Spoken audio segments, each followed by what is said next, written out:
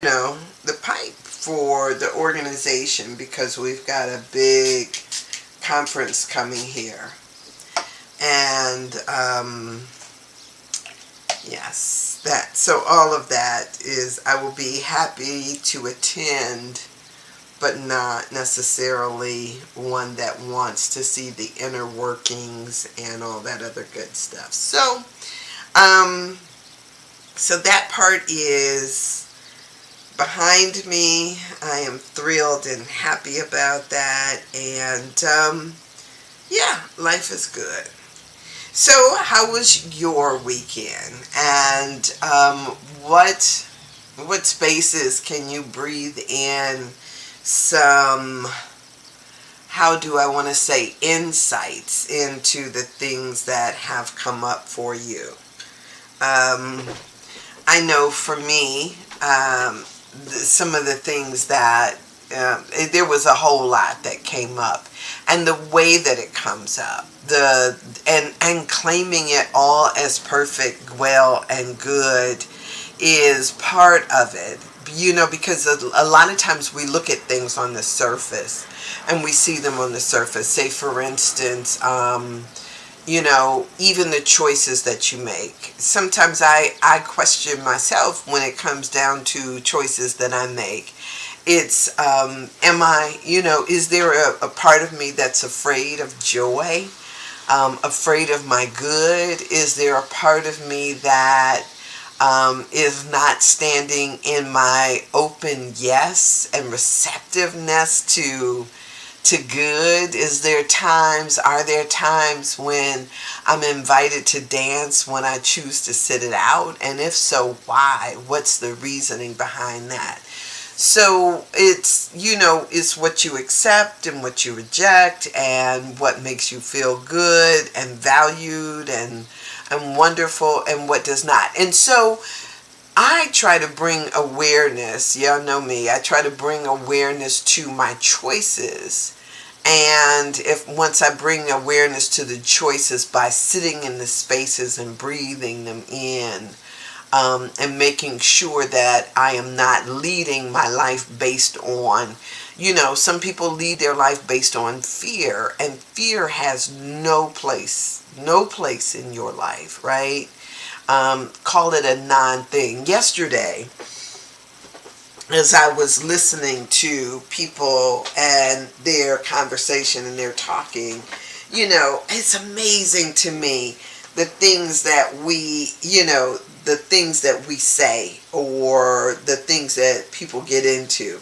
So there's this whole idea around fear mongering, right? That, somebody will tell you, oh yeah, you can't do such and such, right? Or this is not safe, or that.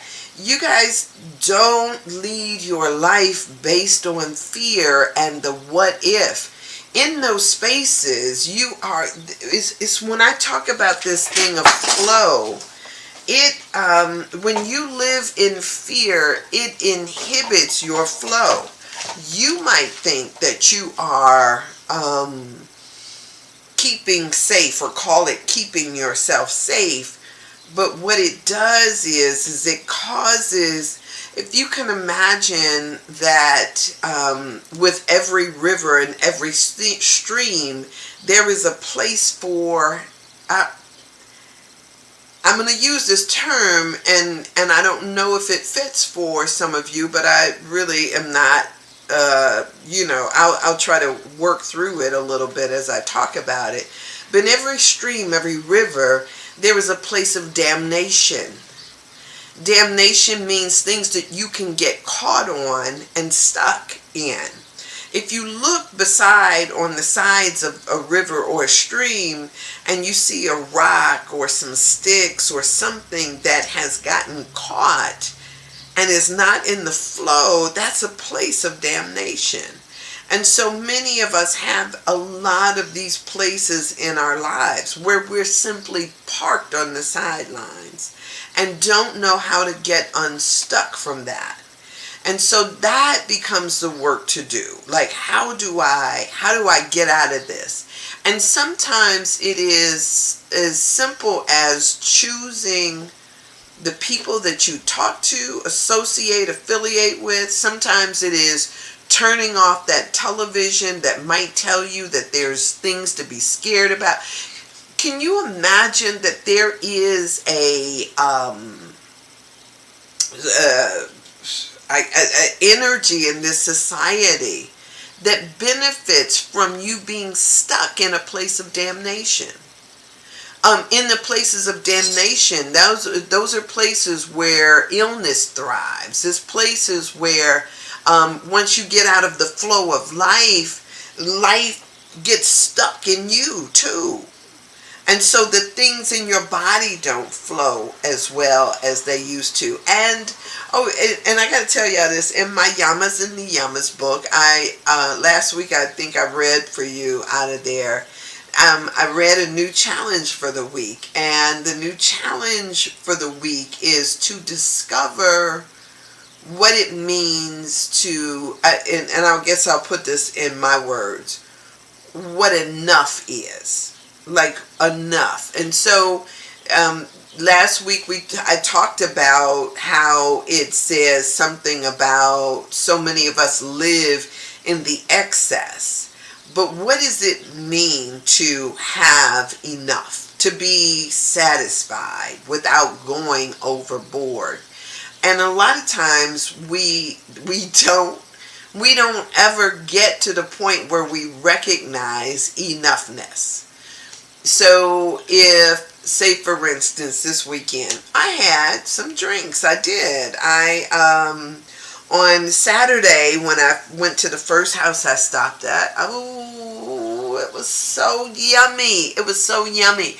And it was so, my hostess was so wonderful. She comes up to me and she's got such a, although we're born on the same day, she has such a gentle spirit, right? I don't know that I have when people describe me, I don't know if they call it a gentle spirit. I don't think of it as a gentle spirit, but she has such a gentle spirit. And so she comes fluttering over to me and she says, "Don't be deceived. That while it tastes really good, it is full of of spirits, of alcohol." And she kind of points to and says that there's so many bottles in there. So pace yourself. I mean, that was the message that I received. And so she was absolutely right. It was so yummy and so good.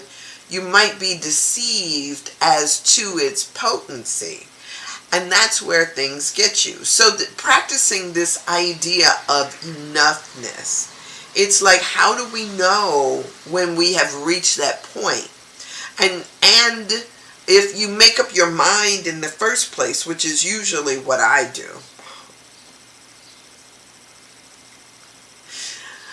in all best possible worlds, you make up your mind in the first place how you're going to pace yourself. Then when it comes down to putting on the brakes, it doesn't seem as hard or as arbitrary, or once you have already fallen and can't get back up.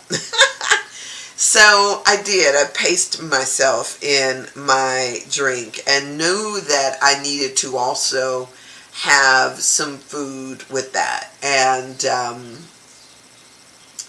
so to have a good time doesn't mean that I need to go into the excess. And it's really easy, especially when everybody is offering you something more. Do you want to stop here and get a drink? Do you want to stop there and do such and such? It's really easy to get off of your game when you are just in the spirit of socializing. And so it is to, at a certain point, figure out, okay, who am I going to be in this situation? How am I going to show up? I had a really good time. And yes, it was a really good time. I'm going to say something that just occurred to me too, that the entire time I was at this place, this Porch Fest, I am trying to figure out if I saw a police officer or police car at all. Isn't that interesting? Did I see or notice a police presence? And I did not, because in fact, as we left that house and headed to another, we headed out with cups in hand. And we walked from one venue to the next and never had to worry about somebody stopping us and asking us any questions. So it was a really, really nice time. And I hope and pray that, that, there is a,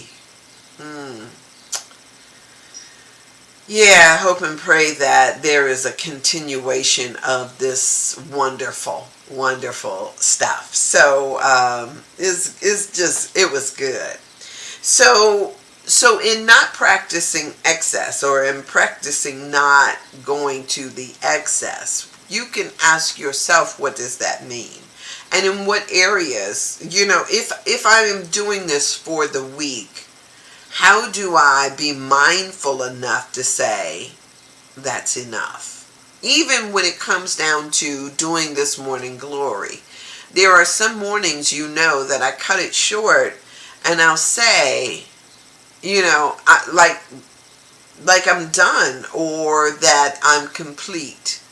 Sometimes I will go until I'm like, okay, I'm going to go until 9:30 and I'll talk until 9:30 when I could have said that it had been enough 10 minutes before. So in practicing this idea of completion, of enoughness. So not drinking, I drink 1 cup of coffee every single day. That is what I do for me. I don't drink a half a pot. I don't drink anything more than that. In fact, usually I don't, because I can't really handle it. So in the area of coffee, I had to learn that if I drank beyond the single cup of coffee, that it doesn't necessarily feel good in my body. That level feels perfect. Do you ever eat beyond where it is that you feel satisfied? Do you eat? Saturday, when I went out for lunch, I had a feeling of full. I had a feeling of enoughness.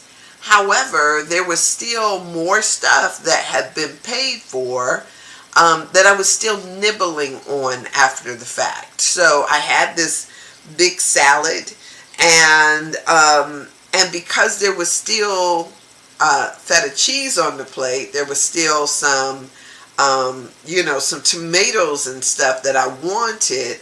I was still eating past the point of satisfaction. Some might reconcile themselves to say, just like I did, like, well, this is not going to stay with me that long because I had a big salad. We might make up stories in our head about why we continue to eat, or that it's there in front of us, or whatever. But there is this wonderful, since I'm challenged to do it this week, I have this wonderful opportunity to figure out ways to push away from things once I get to that enoughness, right? That's enough. There was a quote that was used in the book, but I don't have it in front of me. But that feeling of knowing when it's enough. So there's, you can do that across the board with some of everything. When do you have enough perfume on, right? I haven't worn perfume in a while, although I have a lot of it. I haven't worn it in a while. When you drink, whether it's water, I have people who set goals for how much water they're going to drink in the course of the day. And, when I asked Dr. Brown about it, he was like, he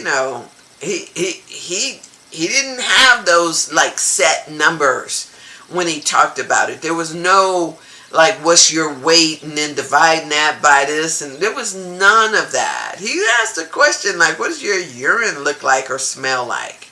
You know? And are you thirsty, kind of thing. But we have people who go to excess with water or with eating, because they don't, there's people in Africa or people somewhere else that are, in want of food, and here we are. Yes, I am one of those people that we think we kill too much, we waste too much. I am on that thing. But if I never in the first place put it on my plate, I don't have the responsibility to try to figure out what to do with it. And that's one of the reasons why I don't eat meat anyway, right? Because let's stop killing stuff. I'm not going to feel bad about throwing away some chicken because I don't eat it anymore. Oh my gosh. So there's so many ways in which we can switch up, change up, and begin to do something very different with the choices that we make. Not living in excess. No excessive talking. No excessive spending. Many times you have stuff in your house that you don't have room for, that's already there, and yet you're out shopping and buying something else, and I can throw that out, or I can donate that, or right? Excess. Let's really think about the things that we're doing in this coming week. I'll just say it that way. I'm challenging you because the book challenged me, and I just think that we could all use a little mindfulness when it comes down to things like that. All right, I'm going to read for you the daily guides. Dolce Far Niente. Dolce Far Niente is niente. All right, so the first quote that she uses in this particular one, I'm reading from Science of Mind magazine for the month of June. These were prepared lovingly by Reverend Christy Hardwick, and she uses a lot of song lyrics as far as her quotes are concerned. There's 2 quotes and then an affirmation after that sandwich her her writing. And so she calls this Dolce Far Niente. And she uses the lyrics from Lionel Richie's Easy Like Sunday Morning song, Easy. That's why I'm easy like Sunday morning. That's why I'm not going to sing it for you. Easy like Sunday morning.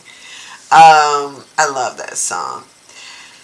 And from Ernest Holmes' Science of Mind book, she uses this quote. It says, everyone is an incarnation of eternity, a manifestation in the infinite of that infinite that Emerson tells us lies stretched out in smiling repose. Are you stretched out in smiling repose? Oh my goodness, that's good. Now, here is what Reverend Christy wrote. Dolce Far Niente is Italian for sweetness of doing nothing. Yes, dolce means sweet. The fa is in doing, and niente is nothing. When I first got together with my mate, I introduced the idea of a day of nothingness. What is that, she asked. Truly, we do nothing, I said. No agenda, accomplishments, checklists. Just flow with the day and see what our hearts call for. That's a good idea. She was amazed at how giving herself this freedom would create space for clarity and joy. Sometimes we need to take a break from doing. If you are like me, you have pretty endless list of things to do that you can choose from any given day.